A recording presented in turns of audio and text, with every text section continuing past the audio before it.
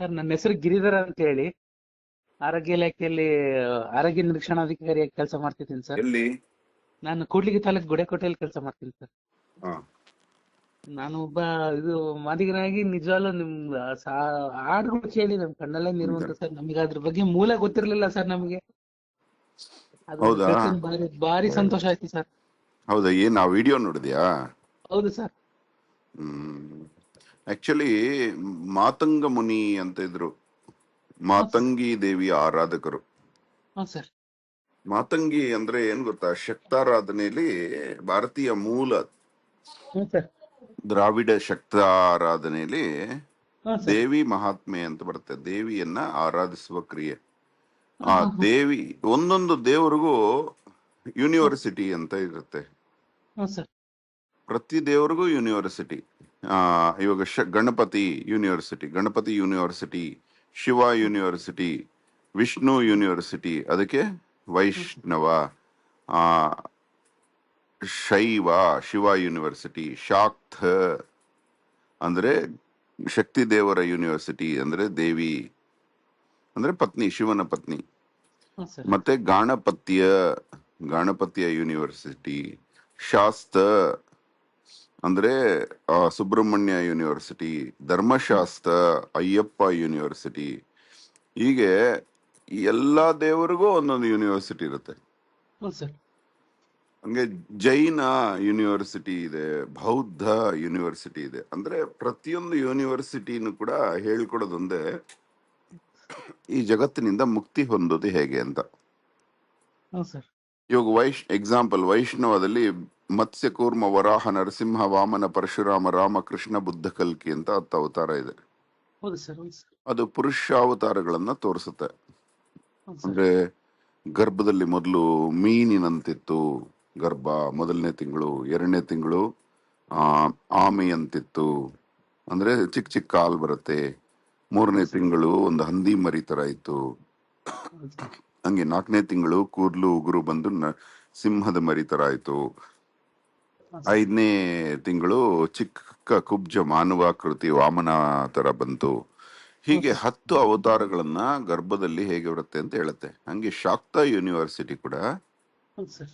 ದೇವಿದು 10 ಅವತಾರಗಳನ್ನ ಹೇಳುತ್ತೆ. ಅದು ಹೌದು ಸರ್. ಮೊದಲನೇದು ಏನು ಇಲ್ಲದೆ ಇರೋ ಖಾಲಿ ಗರ್ಭ, ಅಂದ್ರೆ ಕಾಳಿ. ಹಾ ಹಾ. 2ನೇದು ಗರ್ಭದಲ್ಲಿ ಒಂದು ಚಿಂಗಾರಿ ಬೆಳಕು, ಆ ಹಾ ಸರ್. ಬೆಳಕೆ ಒಂದು ವೀರ್ಯ, ಅದು ತಾರ. ಅದಾದ್ಮೇಲೆ ಅದಕ್ಕೊಂದು ರೂಪ ಬರುತ್ತೆ, ಅದು ಇದು ಷೋಡಶಿ, ಅಂದ್ರೆ ಆ ವಿಭಜನೆಗಳಾಗತ್ತೆ. ಅದಾದ್ಮೇಲೆ ಭುವನೇಶ್ವರಿ, ಇನ್ನೊಂದು ಮಾನವ ರೂಪ ಬರುತ್ತೆ, ಹೆಣ್ಣು ರೂಪ. ವೈನವಿ, ಚಿನ್ನ ಮಸ್ತಿಕಾ, ಧೂಮವತಿ, ಬಗಲಾಮುಖಿ, ಆದ್ಮೇಲೆ ಮಾತಂಗಿ ಅಂತ ಬರುತ್ತೆ. ಹಾ ಹಾ ಹಾ. ಆ ಮಾತಂಗಿ ಅನ್ನೋದು 9ನೇ ತಿಂಗಳ ಗರ್ಭ. ಹಾ ಸರ್. ಕಮಲಾತ್ಮಿಕ ಅನ್ನೋದು ಹುಟ್ಟಿದ ಮಗು. ಹಾ ಹಾ. ಆ ಮಾತಂಗಿ ದೇವಿಯಲ್ಲಿ ಒಂದು ಕೈಯಲ್ಲಿ ಖಡ್ಗ, ಇನ್ನೊಂದು ಕೈಯಲ್ಲಿ ತಲೆಬುರುಡೆ, ಮತ್ತೊಂದು ಕೈಯಲ್ಲಿ ಆ ಅಭಯ ಹಸ್ತ, ಇನ್ನೊಂದು ಕೈಯಲ್ಲಿ ವೀಣೆ ಅಂತ ಇರುತ್ತೆ. ಅಂದ್ರೆ ಅತಿ ಹೌದು. ಸುಂದರವಾದ ಮೂರ್ತಿ. ಬಹಳ ಚೆನ್ನಾಗಿ ವರ್ಣಿಸಿರಿ ಸರ್ ಅದನ್ನ. ಆ, ಅದು ಅದು ಚಿಕ್ಕ 14 ಸಾಲಲ್ಲಿ ಸುನೀತದಲ್ಲಿ ಹೇಳಲಾಗಿದೆ. ಆದ್ರೆ ಹೌದು. ಅವ್ರ ಗುಣ ಏನು ಮಾತಂಗಿದು ಅಂದ್ರೆ ಬರೀ ಪರೋಪಕಾರ ಮಾಡೋದು, ಹ್ಞೂ ಸರ್. ಏನನ್ನೂ ಬಯಸದೆ ಪರೋಪಕಾರ ಮಾಡೋದು. ಹಾ ಹಾ ಹಾ. ಅದನ್ನ ಮಾತಂಗ ಋಷಿ ಕಲ್ತ್ಕೊಂಡ್ರು. ಹ್ಞೂ ಸರ್. ಅದನ್ನ ಆತನ ಅನುಯಾಯಿಗಳಿಗೆಲ್ಲ ಹೇಳ್ಕೊಟ್ರು. ನೀವು ಏನನ್ನೂ ಬಯಸದೆ ಪರೋಪಕಾರ ಮಾಡಿ, ನೀವು ಹುಟ್ಟಿರೋದೇ ಪರೋಪಕಾರಕ್ಕೆ ಅಂತ ಹೇಳಿದ್ರು. ಪಾಪ ಅದು ಹ್ಞೂ ಒಳ್ಳೇದೇ ಸರ್. ಅಲ್ವಾ? ಬಸವಣ್ಣ ಅವ್ರ ಏ ತರ. ಹೌದು ಸರ್. ಅವ್ರ ವಚನಗಳು ಆ ಹಂಗೆ. ಪರೋಪಕಾರದಲ್ಲಿ ಅವ್ರು ಹೇಳಿದ್ರು, ನೀವ್ ಏನೇನ್ ತಿನ್ಬೋದು, ಏನೇನ್ ತಿನ್ನಬಾರದು, ಹಾ ಹಾ ನೀವು ಹಾ. ಯಾವ ಪ್ರಾಣಿಯನ್ನು ಕೊಲ್ಲಬಾರದು, ಸತ್ತ ಪ್ರಾಣಿಯನ್ನೇ ತಿನ್ನಬೇಕು. ಅಂದ್ರೆ ಹಕ್ಕಿಗಳಲ್ಲಿ ಅತಿ ಶ್ರೇಷ್ಠ ರಣಹದ್ದು. ಹೌದು ಸರ್. ರಣಹದ್ದು ಯಾರೇ ಜೀವ ಇದ್ರೆ ತಿನ್ನೋದಿಲ್ಲ, ಕಾಯ್ತಾ ಇರುತ್ತೆ ಶವದ ಹತ್ರ. ಅದು ಜೀವ ಹೋಗೋವರೆಗೂ ಬೇಕಾದ್ರೆ ಪ್ರಾರ್ಥನೆ ಮಾಡುತ್ತೆ. ನೀವು ಒಂದು ಚೂರು ಹಿಂಸೆ ಮಾಡಲ್ಲ, ಕುಕ್ಕೋದಿಲ್ಲ. ಪ್ರಾಣ ಹೋದ್ಮೇಲೆ ಆ ದೇಹ ತಿನ್ನುತ್ತೆ. ಇಂಥವೆಲ್ಲ ಕಲ್ಸಿದ್ರು. ಅದಕ್ಕೆ ನಾವು ದೇವ್ರ ಅದು ಇದು ಜಾತ್ರೆಗಳೆಲ್ಲ ಮಾಡ್ತೀವಿ. ಆದ್ರೆ ಮತ್ತೆ ಬಂದದ್ದು ಜೀವ ತೆಗೆದು ತಿನ್ನೋದು. ಅಂದ್ರೆ ದೇವಿ ಮುಂದೆ ನೈವೇದ್ಯ ಇಡ್ತಾರಲ್ಲ ಇವರು ವೆಜಿಟೇರಿಯನ್ಸ್, ಹ್ಞೂ ಸರ್. ಹಂಗೆ ದೇವ್ರ ಮುಂದೆ ದೇವ್ರಿಗೆ ಅರ್ಪಣೆ ಮಾಡಿ ತಿನ್ನೋದು ಮತ್ತೆ ಬಂದ ಪದ್ಧತಿ ಅದು. ದೇವ್ರ ಮುಂದೆನೆ ತಲೆ ತೆಗೆದು ತಿಂತಾ ಇದ್ರು. ಆದ್ರೆ ಅದು ಕಲಿಸಿದ್ದೇ ಈ ದೊಡ್ಡವರು. ಪ್ರತಿಯೊಂದು ಕೆಟ್ಟದ್ದು ಕಲಿಸಿರೋದು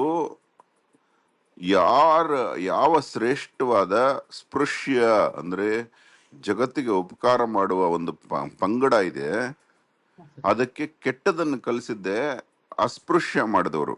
ಅಂದ್ರೆ ಅದನ್ನ ಮುಟ್ಟಬಾರದು ಅಂತ ಹೇಳಿದವ್ರೆ. ಬಲಿ ಹಾಕ್ರೋ, ಮಳೆ ಬರ್ತಾ ಇಲ್ಲ ಅಂತ ಹೇಳಿ ಕೆಟ್ಟ ಕೆಟ್ಟ ವಿದ್ಯೆಗಳನ್ನ ಕಲಿಸಿದ್ರು. ಮತ್ತೆ ನಮ್ಮ ಫ್ರೀ ಸಿಕ್ಕಿದೀವಲ್ಲ, ಈ ಕೆಲವರು police officers, IAS officers, police ಅವ್ರ ಕೈಲಿ ಬಟ್ಟೆ ಒಗಿಸೋದು, ದೊಡ್ಡ senior officers, administrative officers juniors ಕೈಲಿ ಬಟ್ಟೆ ಒಗಿಸೋದು, ಮನೆ ಕೆಲಸ ಮಾಡಿಸೋದು, ಮನೆಯವ್ರಿಗೆ ತರಕಾರಿ ತರಿಸೋದು, ಹಿಂಗ್ ಮಾಡ್ಸಲ್ವಾ? ಹಂಗೆ ಯಾವಾಗ ಪರೋಪಕಾರ, ನೀವು ಯಾರಿಗಾದ್ರೂ ಸ್ವಲ್ಪ ಒಂದು ಹೆಲ್ಪ್ ಮಾಡು, ಇನ್ನೊಂದ್ ಹಂಗೆ ಮಾಡ್ಬಿಡಪ್ಪ ಅಂತ ಹೇಳ್ತಾರೆ. ಆದ್ರೂ ನೀನು ಕುರಿ ಮರಿ ತರ ಅಂತ ಇದ್ರೆ ಮಾಡೋ, ಅದು ಮಾಡೋ, ಇದು ಮಾಡೋ ಅಂತಾರೆ. ಹಾಗೆ ಬಳಸ್ಕೊಳಕ್ ಶುರು ಮಾಡಿದ್ರು. ಅವ್ರು ಬೆಳೆಸಿದ ಬೆಳೆ ತಿಂದ್ರು, ಅವ್ರನ್ನ ಮುಟ್ಲಿಲ್ಲ. ಅವ್ರು ಮುಟ್ಟಿದ ದನ ಕಟ್ಟಾಕಿದ ದನದಲ್ಲಿ ಹಾಲು ಕುಡಿದ್ರು, ಅವ್ರು ಇದು ಮಾಡ್ಲಿಲ್ಲ. ಮನೇಲಿ ತಿಪ್ಪೆ ಎಲ್ಲ ಸ್ವಚ್ಛ ಮಾಡಿಸಿದ್ರು, ಮನೆ ಹೊಲಸು ಕೂಡ ತಲೆ ಮೇಲೆ ಒತ್ತಿಸ್ಕೊಂಡು ಬಿಸಾಕ್ಸಿದ್ರು. ಇದೆಲ್ಲ ಮಾಡ್ತಾ ಬಂದ್ರು. ದೌರ್ಜನ್ಯ ಅಂತಾರೆ ಇದನ್ನ.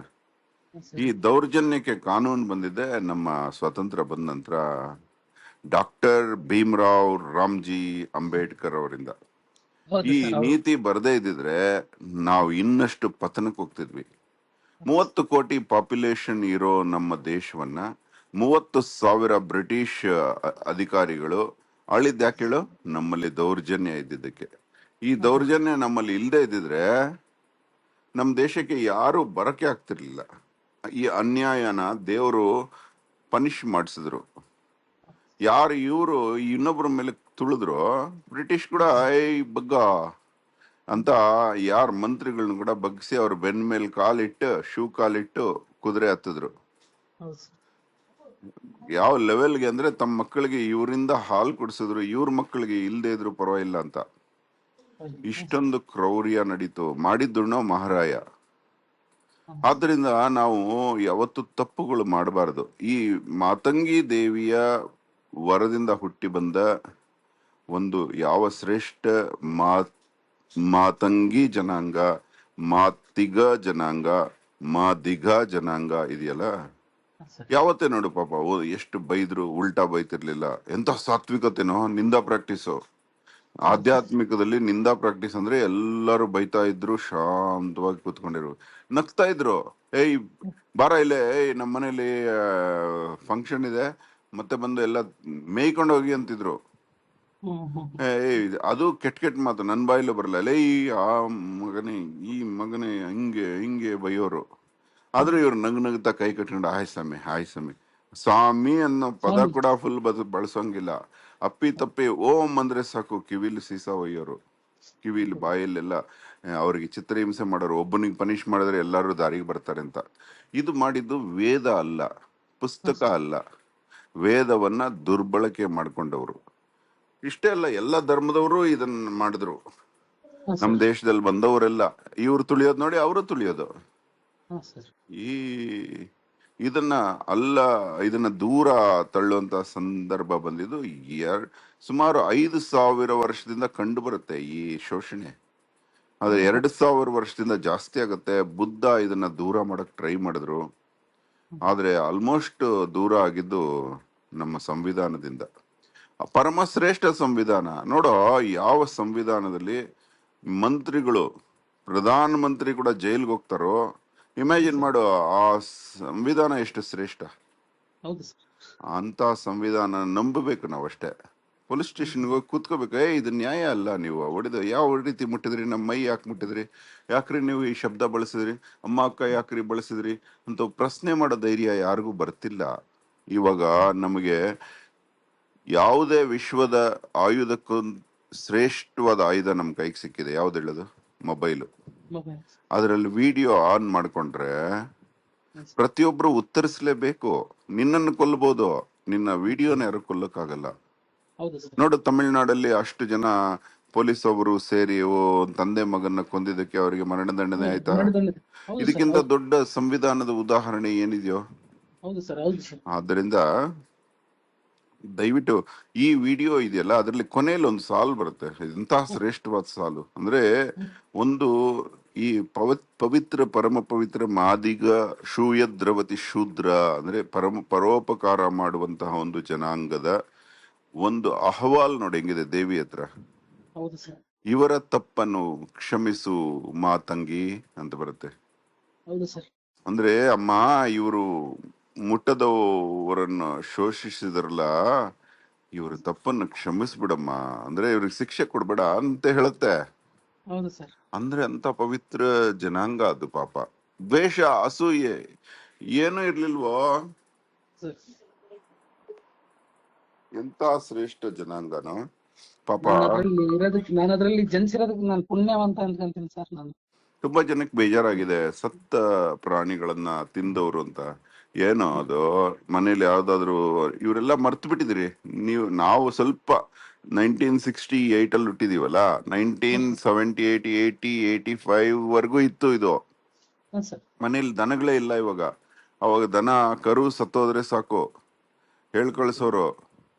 ಅವ್ರದೇ ಒಂದು ವಾತಾವರಣದಲ್ಲಿ ಇರ್ತಿದ್ರು. ಬಂದು ಅವರು ಆ ಸತ್ತ ಹಾವನ್ನ ಕಣ್ಣಾರೆ ಕಂಡಿದ್ದೀನಿ ನಾನು. ಆ ಸತ್ತ ಹಾವನ್ನ, ಸತ್ತ ಒಂದು ಹಾವು ಅಂದ್ರೆ ಹಸು ಅಂತ, ಹಾವು ಅಂತೀವಿ ನಾವು ಬಾರ್ಡರ್ ಲೈನ್ ಅವರು. ಹಾವು ತೆಲುಗು ಮತ್ತೆ ಕರ್ನಾಟಕ ಬಾರ್ಡರ್ ಅಲ್ವಾ ನಮ್ದು, ಕರ್ನಾಟಕದಲ್ಲಿ ಇರೋದು. ಆ ಹಾವನ್ನ, ಆ ಹಸುವನ್ನ ಎತ್ಕೊಂಡು 4 ಕಾಲ್ಗೂ ತೂತ್ ಮಾಡ್ಕೊಂಡು ಅದನ್ನ ಕಟ್ಟಿಗೆ ಕಟ್ಕೊಂಡು ಅದನ್ನ ಉಲ್ಟಾ ಎತ್ಕೊಂಡೋಗಿ ಅದನ್ನ ತಿನ್ನೋರು. ಅದಕ್ಕೆ ಯಾವ ನೋವು ಇರೋದಿಲ್ಲ. ಸತ್ತವ್ರ ಕಿಡ್ನಿ ದಾನ ಮಾಡ್ಬೋದಲ್ವಾ, ಅವರು ಖುಷಿಯಾಗಿ ತಿನ್ನೋ, ಅದ್ರ ಪಾಪನೇ ಇಲ್ಲ ನೋಡು. ಹೋಗ್ಲಿ, ಒಂದು ಪ್ರಶ್ನೆ ಕೇಳ್ತೇನೆ, ವೆಜ್ಜು ನಾನ್ ವೆಜ್ಜು ಅಂತಾರಲ್ಲ, ಯಾಕೆ ವೆಜ್ಜು ಅಂತಾರೆ ಅಂದ್ರೆ ಪ್ರಾಣಿ ಹಿಂಸೆ ಮಾಡಬಾರ್ದು ಅಂತ, ಯಾವುದೇ ಜೀವಿಗೂ ಹಿಂಸೆ ಮಾಡಬಾರ್ದು ಅಂತ ವೆಜ್ಜು ಕಂಡುಹಿಡಿದಿದ್ದು ಶಂಕರಾಚಾರ್ಯರು. ಇವರನ್ನೆಲ್ಲ ಯಾಕೆ ಅಹಿಂಸಾ ಪರಮೋ ಧರ್ಮ ಅಂದ್ರೆ ಹಿಂಸೆ ಮಾಡಬಾರ್ದು ಅಂತ. ಆದ್ರೆ ಪ್ರತಿ ವೆಜ್ ಅವ್ರ ಮನೇಲೂ ಸೊಳ್ಳೆ ಬ್ಯಾಟ್ ಇದೆಯಲ್ಲೋ ಅಲ್ವಾ, ಅಂದ್ರೆ ಅವ್ರು ನಾನ್ ವೆಜ್ ಅಂತಾನೆ ಅರ್ಥ. ನಾನ್ ವೆಜ್ ಅಂದ್ರೆ ಕೊಲ್ತಾ ಇದೀಯಾ ನೀನ್, ಹಿಂಸೆ ಮಾಡ್ತಾ ಇದೀಯಾ. ಆದ್ರೆ ಸತ್ತ ಪ್ರಾಣಿಯನ್ನ ತಿಂದವರು ವೆಜ್ ಅಂತ ಅರ್ಥ. ಇವನ್ನೆಲ್ಲ ನಾನು ಯಾವುದೇ ಒಂದು ಸಾಮಾಜಿಕ ದುಃಖವನ್ನ ಹರಡ್ಲಿಕ್ಕೆ ಮಾಡ್ತಿಲ್ಲ, ಅನ್ಯಾಯವನ್ನ ತೊಳಿಲಿಕ್ಕೆ ಮಾಡ್ತಾ ಇದೀನಿ. ಈ ಎರಡೂ ಕಡೆ ಯಾವ ಅನ್ಯಾಯಕ್ಕೂ ನಿಂತ್ಕೋತೀನಿ. ನೀವು ನೋಡಿದಿರಲ್ಲ ಯಾವ ಜೂಜು ವಿಚಾರ, ಅದ್ರಲ್ಲಿ ಯಾವ ಜೂಜು ನನ್ನನ್ನು ನಾನು ಸುಟ್ಕೊಂಡ್ಬಿಟ್ಟಿದೀನಿ. ನನ್ನ ಲೈಫೇ ಆಯ್ತು, ಖತಮ್ ಆಗೋಗಿದೆ, ನನ್ನ ತುಳಿದು ಬಿಟ್ಟಿದ್ದಾರೆ. ಆದ್ರೂ ನಾನು ಆ ಮತಂಗ ಋಷಿ ತರನೇ ಬದುಕಬೇಕು ಅಂತ ಡಿಸೈಡ್ ಮಾಡ್ಬಿಟ್ಟಿದ್ದೀನಿ. ನನ್ನ ಲೈಫ್ ಡೆಸ್ಟ್ರಾಯ್ ಆಗೋಗಿದೆ ಈ ಹೋರಾಟಗಳಲ್ಲಿ. ಆದ್ರೂ ಜೀವಂತ ಇರೋವರೆಗೂ, ಕೊನೆ ಉಸಿರಿರೋವರೆಗೂ ಇದಕ್ಕೆ ಹೋರಾಡ್ತೀನಿ ಅಂತ ಡಿಸೈಡ್ ಮಾಡ್ಬಿಟ್ಟಿದ್ದೀನಿ. ಇದೇ ಅಲ್ಲ, ಬರೀ ಕುಲ ಒಂದೇ ಅಲ್ಲ, ದೇಶದಲ್ಲಿ ಏನೇನು ತೊಂದರೆ ಬಂದ್ರೆ ಅದಕ್ಕೆ ದನಿ ಎತ್ತುತ್ತೀನಿ. ಯಾರೇ ತರದ ಸಮಸ್ಯೆಗಳು ಬಂದ್ರು ಹೆಸರು ಬರೋಂಗ್ ಮಾಡೋದು ಹೋರಾಟಗಾರನ್ನ ಕೊಲ್ಲುವ ಒಂದು ಸಂಕೇತ. ಅದು ಹೆಸರು ಕೊಲ್ಬೇಕು ಫಸ್ಟ್, ಮತ್ತೆ ಮನುಷ್ಯ ಸತ್ರು ಯಾರು ಕೇರ್ ಮಾಡಲ್ಲ. ಹೆಸರನ್ನ ಕೊಲ್ಲೋ ಪ್ರಯತ್ನಗಳೆಲ್ಲ ನಡೆದಿದೆ. ಆದ್ರೆ ನಂಗೇನು ಖುಷಿಯಾಗಿ, ಯಾಕಂದ್ರೆ ಎಂತ ಮಹಾವೀರರು. ಅದು ಏನೋ ಕೇರಳದಲ್ಲಿ ಹೆಣ್ಣಿನ ಎದೆ ಭಾರಕ್ಕೆ ಟ್ಯಾಕ್ಸ್ ಹಾಕಿದಾಗ ಬಂದು ತಕ್ಕಡಿ ಇಟ್ಕೊಂಡು ಎದೆ ಅದ್ರ ಮೇಲೆ ಹಾಕಿ ಇಷ್ಟ ಬಂದಷ್ಟು ಲೆಕ್ಕ ಬರೆದು ಟ್ಯಾಕ್ಸ್ ಕೇಳಿದಾಗ ಕೊಡಕ್ ಆಗ್ತಿದ್ರೆ ದೌರ್ಜನ್ಯ ಅಲ್ಲೇನದು. ಅದನ್ನ ಖಂಡಿಸ್ಲಿಕ್ಕೆ ಒಂದು ಹೆಣ್ಣು ಮಗು ತನ್ನ ಎದೆನೆ ಕೊಯ್ಕೊಂಡ್ಬಿಡುತ್ತೆ. ಇದಿದ್ರೆ ತಾನೇ ಟ್ಯಾಕ್ಸ್ ನಮ್ಮ ಅಪ್ಪನಿಗೆ ಅಂತ. ಎಂತ ಘೋರ ಘೋರ ಕ್ರೌರ್ಯ ಇದು. ಈ ಕೊಯ್ದ್ರೆ ಅಂದ್ರೆ ಸತ್ತೋಗುತ್ತೆ ಪಾಪ ಆ ಮಗು, ಎರಡು ಎದೆ ಕೊಯ್ಕೊಂಡು. ಆದ್ರೆ ಅದು ತುಂಬಾ ಕ್ರೌರ್ಯ. ಇಂಥ ಕ್ರೌರ್ಯ ದೌರ್ಜನ್ಯಗಳನ್ನ ಎದುರಿಸಕ್ಕೆ ಅನೇಕ ಮಹಾನುಭಾವರು ಪ್ರಾಣ ಬಿಟ್ಟಿದ್ದಾರೆ. ಅವ್ರ ಕಾಲಲ್ಲಿ ಉಗುರಲ್ಲಿರೋ ಕೊನೆ ಉಗುರಲ್ಲಿರೋ ಧೂಳಿಗೂ ಸಮ ಅಲ್ಲ ನಾನು. ಆದ್ರೆ ಕೈಲಾದಷ್ಟು ಮಾಡೋಣ ಅಂತ ಡಿಸೈಡ್ ಮಾಡ್ಬಿಟ್ಟಿದ್ದೀನಿ. ಇಲ್ಲ, ದೇವತಾಂಶ ನೀನು, ದೇವತಾಂಶ ನಿಮ್ಮ ಅಪ್ಪ ಲೇ, ನಿಮ್ ತಾತ. ನನ್ನ ಯಾಕಂತೀಯ ದೇವತಾಂಶ ಅಂತ? ಜನಗಳಿಗೆ ತಿಳಿಸ್ತಿದ್ರಲ್ಲ ಸರ್, ಸಾಕು. ಅವರ ಒಂದು ಇದು ಆಸೆನ ನಿಮ್ಮ ಮುಖಾಂತರ ಅದನ್ನ ನೀವು ಈಡೇರಿಸ್ತಿದ್ರ ಸರ್, ಮನುಷ್ಯ ರೂಪದಲ್ಲಿ ಸಾಕು, ಅಷ್ಟೇ ಸಂತೋಷ ಸರ್. ಭಗತ್ ಸಿಂಗ್ ಮಾಡಿದಾರ ಕೆಲಸ. ಭಗತ್ ಹೌದು ಸಿಂಗ್ ಸರ್, ಮಾಡಿ. ಪ್ರಾಣ ಹೋಗುವಾಗ್ಲೂ 17 ವರ್ಷ, ನನಗೆ 50 ವರ್ಷ 4 ಕತ್ತೆ ವಯಸ್ಸು ಬಂದಿದೆ, 58 ವರ್ಷ ಆಗಿದೆ. ಆದ್ರೆ ಆ ಭಗತ್ ಸಿಂಗು ಬರೀ 23 ವರ್ಷಕ್ಕೆ ತೋರಿಸ್ಬಿಟ್ಟ ಎಂತ ಅಸ್ಪೃಶ್ಯತೆ ಎಷ್ಟು ತಪ್ಪು ಅಂತ. ಜೀವನದ ಒಂದೊಂದು ಗಳಿಗೆಲ್ಲ ಒಂದೊಂದಕ್ಕೋಸ್ಕರ ಆತ ಹೇಳಿದಾನೆ. ಕೊನೆ ಆಸೆ ಏನು ಅಂತ ಕೇಳಿದಾಗ, ನಾನು ನಮ್ಮ ಬೇಬೆ ಕೈಯಲ್ಲಿ ರೊಟ್ಟಿ ತಿನ್ಬೇಕು ಅಂತಾನೆ. ಯಾವ ಬೇಬೆ ಅನ್ನೋ ಒಂದು ವ್ಯಕ್ತಿ ಹೆಣ್ಣು ಜೈಲಲ್ಲಿ ಎಲ್ಲರ ಮಲ ಎತ್ಕೊಂಡು ತನ್ನ ಕಿಟಕಿಯಿಂದ ಹಾದು ಹೋಗೋದು ನೋಡಿದಾನೆ. ಅದಕ್ಕೆ ಆ ಅಮ್ಮನಿಗೆ ಗೌರವ ಕೊಡ್ಬೇಕು ಅಂತ ತನ್ನ ಕೊನೆ ಊಟ ಆ ಅಮ್ಮನ ಕೈಯಲ್ಲಿ ತಿನ್ಬೇಕು ಅಂತ ಡಿಸೈಡ್ ಮಾಡ್ತಾರೆ. ಅರ್ಥ ಆಯ್ತಾ? ಗೊತ್ತಾಯ್ತು ಸರ್, ಇಂತ ವಿಚಾರ ನಮ್ಗೆ ಗೊತ್ತಿರ್ಲಿಲ್ಲ ಸರ್ ವಿಚಾರ. ಇದೇ ಇದೇ ಬೇಬೆ. ಬೇಬೆ ಅಂದ್ರೆ ಅವ್ರು ಜೈಲ್ ಅಧಿಕಾರಿಗಳು ಹೇಳ್ತಾರೆ, ಬೇಬೆ ಅಂದ್ರೆ ತಾಯಿ ಪಂಜಾಬಲ್ಲಿ. ನಿಮ್ ತಾಯಿನ ಕರ್ಸೋಕ್ ಆಗಲ್ಲಪ್ಪ, ರೂಲ್ ಇಲ್ಲ. ಅಂದ್ರೆ ನಮ್ ತಾಯಿನಲ್ಲ ನಾನು ಕೇಳಿದ್ದು, ನಮ್ಮ ಬೇಬೆ, ನಮ್ಮ ಜೈಲಲ್ಲಿ ಮಲ ಹೊರುವ ಬೇಬೆ ಕೈಯಲ್ಲಿ ರೊಟ್ಟಿ ತಿಂತೀನಿ, ಲಾಸ್ಟ್ ರೊಟ್ಟಿ. ಅವ್ರು ಕರೆಸ್ತಾರೆ. ಆಯಮ್ಮ ನಾನ್ ಮಾಡೋದಿಲ್ಲ, ಅಪವಿತ್ರವಾದ ವ್ಯಕ್ತಿ ನಾನು, ಅಪವಿತ್ರ, ನಾನು ಮಾಡೋದಿಲ್ಲ ಅಂತ ಅಳ್ತಾಳ ಅಮ್ಮ. ಇವಾಗ ಅವ್ನ್ ತೊಡೆ ಮೇಲೆ ಮಲ್ಕೊಂಡ್ಬಿಡ್ತಾನ ಅಮ್ಮನ್ಗೆ, ನೀನ್ ಹಂಗ ಅನ್ಬಿಡಮ್ಮ. ಅವ್ರ ಕೈಲಿ ಮಾಡಿಸ್ಕೊಂಡು ತಿಂತಾನೆ. ಆಯಮ್ಮ ಇವನಿಗೆ ಮಾಡಿಸ್ಕೋಬೇಕು ಅಂತ, ರೊಟ್ಟಿ ಮಾಡ್ಕೊಡ್ಬೇಕು ಅಂತ ಪಾಪ ತುಂಬಾ ಶುದ್ಧವಾಗಿ ಸ್ನಾನ, ಪೂಜಾ, ತನಗ್ ಗೊತ್ತಿರೋ ಪೂಜಾದಿಗಳನ್ನು ಮಾಡ್ಕೊಂಡು ಬರುತ್ತೆ. ಇವೆಲ್ಲ ಹಿಸ್ಟ್ರಿಲಿ ಮುಚ್ಚಿ ಹಾಕಿದೆ. ಅವರೆಲ್ಲ ಮಾಡಿರೋ ಹೋರಾಟಕ್ಕಿಂತ ನಂದು ಯಾವ್ದೋ ಜುಜುಬೀಸ್ ಇಲ್ಲಿ ಇದೆಲ್ಲ ಏನು ಇಲ್ಲ. ಓಕೆ ಚಿನ್ನ, ಥ್ಯಾಂಕ್ ಯು. ನಮ್ಮ ಅಜ್ಜಿಯವರು ಮೊಲ ಹೊರ್ತಿದ್ರು ಸರ್ ನಮ್ಮ ಸಾರಿ ಚಿನ್ನ, ನಾನು ನಿಮ್ಗೆ ಶಿರಸಾಷ್ಟಾಂಗ ನಮಸ್ಕಾರ ಹಾಕಿ ಕ್ಷಮೆ ಕೊಡ್ತೀನಪ್ಪ. ನಿಮ್ಗೆ ಸಾರಿನ. ಇವತ್ತು ನೀವೆಲ್ಲ ವಿದ್ಯಾವಂತರಾಗಿದ್ದೀರಿ, ಆ ಕ್ರೌರ್ಯಕ್ಕೆ ಮಾತಂಗಿ ಕೂಡ ಕ್ಷಮಿಸೋದಿಲ್ಲ. ತಪ್ಪಾಯ್ತಪ್ಪ. ನಿಮ್ಮಂತರ ಈ ಭೂಮಿ ಮೇಲೆ ಬಂದ್ರೆ ನಮ್ಮ ಅದೃಷ್ಟ ಸರ್. ಪರವಾಗಿ ಧನ್ಯ ಆದ್ರೆ ಎತ್ತಿ ಈ ತರ ಇತಿಹಾಸ ಈ ತರ ಇದೆ, ಈ ತರ ಬದುಕ್ಬೇಕಂತ ಹೇಳಿದ್ದು ಮಾರ್ಗದರ್ಶನ ತೋರಿಸಿದ್ರಿ ಸರ್. ಅಂತ ತಾಯಿ ಆ ಹಾಡಿನಂತೆ ಬದುಕ್ತಾ ಇದೆಯಲ್ಲೋ ನೀನು. ಮನ್ಸಲ್ಲಿ ರಿವೆಂಜು ಇಟ್ಕೊಂಡಿಲ್ಲ ನೋಡೋ. ನಿಮ್ ತಾಯಿ, ನಿಮ್ ಅಜ್ಜಿ ಹೊರ್ತಾ ಇದ್ರು, ನಾನು ಇವ್ರಿಗೆ ಪಾಠ ಕಲಿಸ್ತೀನಿ ಅವ್ರ ಹತ್ರ ಅಂತ ಅಂತಿಲ್ಲ ನೀನು. ನಗನಗದ ನಿನ್ ಕಾಲ್ ಮುಟ್ಬೇಕು ನಾನು. ಲೇ, ಒಂದು ಚೂರು ದ್ವೇಷ, ಆಕ್ರೋಶ ಇಲ್ವಲ್ಲೋ ನಿನ್ಗೆ? ದೊಡ್ಡ ಮಾತು ಸರ್. ಕ್ಷಮಿಸಪ್ಪ, ಎಲ್ಲ ಜನಾಂಗನ ಕ್ಷಮಿಸು. ನಿನ್ ಮನಸ್ಸು, ನಿಮ್ಮ ಕುಟುಂಬವನ್ನ, ನಿಮ್ ಪೂರ್ವಜರನ್ನ ಶೋಷಣೆ ಮಾಡಿರೋ ಎಲ್ಲಾರನ್ನು ನೀನು ಕ್ಷಮಿಸ್ತಾ ಇದೆಯಲ್ಲ. ನಿನ್ನ ಕರುಣೆಗೆ ಮಿತಿ ಉಂಟೇನೋ? ಕ್ಷಮಿಸಪ್ಪ. ಓಕೆ, ಕ್ಷಮಿಸಪ್ಪ. ಚೆನ್ನಾಗಿರೋ, 100 ಕಾಲ ಚೆನ್ನಾಗಿರೋ.